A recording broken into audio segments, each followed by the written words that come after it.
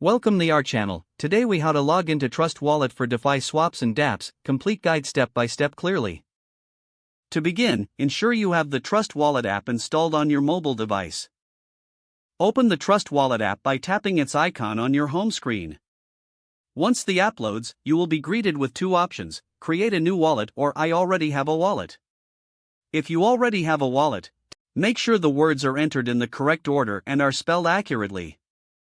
After entering the recovery phrase, tap Import. If you need to create a new wallet, select Create a new wallet. You will need to write down your recovery phrase and store it securely. Once you confirm your recovery phrase, your wallet will be created. Now, you'll arrive at the main dashboard of Trust Wallet. To access DeFi swaps or dApps, look for the browser option at the bottom of the screen.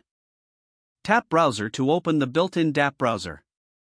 Here, you can select from various dApps for swaps or other decentralized finance activities.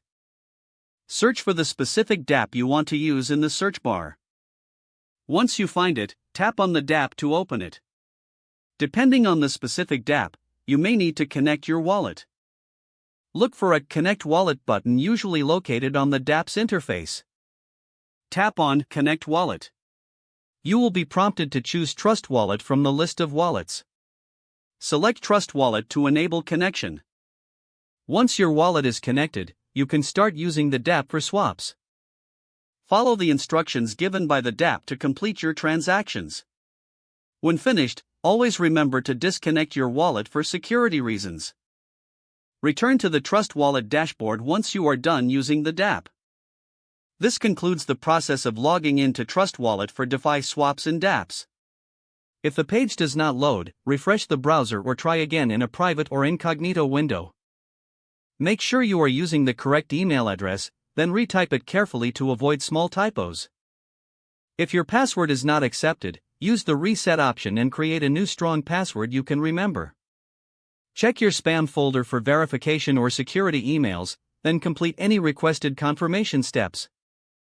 Enable two-factor authentication if available to improve account security and reduce unauthorized access risk. After signing in, review your profile details so your contact information and settings are accurate and current. Don't forget to like this video and subscribe to our channel for more step-by-step tech guides.